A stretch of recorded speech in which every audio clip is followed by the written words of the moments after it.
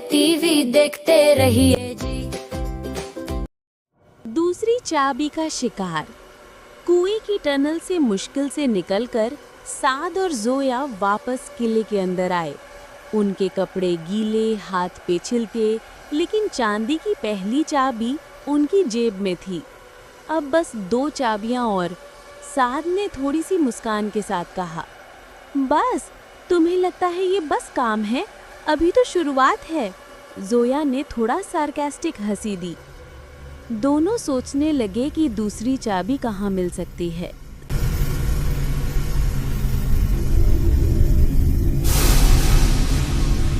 साद को याद आया कि डायरी के एक कोने में कुछ लिखा था जो वो समझ नहीं पाए थे। इस बार उन्होंने डायरी ध्यान से देखी। कुछ पुराने शब्द थे जो शायद किसी जगह का जिक्र कर रहे थे। किले के एक पुराने हिस्से में उन्हें एक बड़ा सा कमरा मिला, लाइब्रेरी।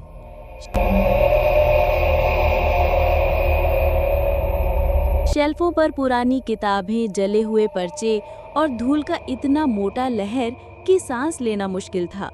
जोया ने किताब उठाई जो इतनी भारी थी कि लगता था अंदर पत्थर भरे हैं। किताब के अंदर से एक पुराना नक्शा गिर गया। नक्शा पूरे किले के आसपास का था, लेकिन पीछे की तरफ एक बड़ा जंगल बना हुआ था। जंगल के अंदर एक निशान था। यही होगी दूसरी चाबी, साद ने कहा। दोनों दिन के वक्त ही जंगल की तरफ निकल गए। जंगल में हवा ठंडी थी, लेकिन हर तरफ अजीब सी खामोशी। कभी कभी पत्तों का हिलना, कभी दूर से किसी जानवर की चीख और कभी अपने ही कदमों की आवाज जो लगता था जैसे किसी और के कदमों से मिल रही हो।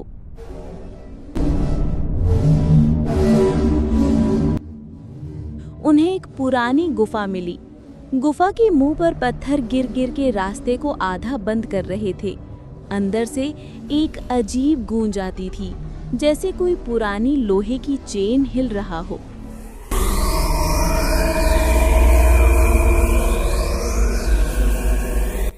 लैंटर्न की रोशनी में दोनों गुफा के अंदर गए।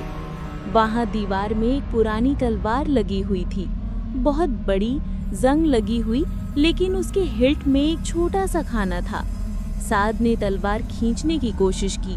पहले बहुत जोर लगाना पड़ा, फिर एकदम से तलवार निकल आई और उसके अंदर एक दूसरी चाबी छुपी हुई थी, सुनहरी, बहुत खूबसूरत नक्शों वाली।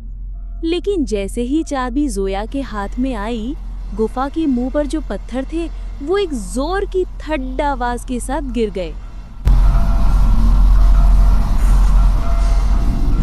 और रास्ता पूरा बंद हो गया। अंधेरे में सिर्फ एक चीज सुनाई दे रही थी, वो चेन की गूंज जो अब धीरे धीरे उनकी तरफ बढ़ रही थी। कहानी यहीं रुकती है। अगले हिस्सा में किस्त 5, तीसरी चाबी का सौदा। मोटे टीवी देखते रहिए जी।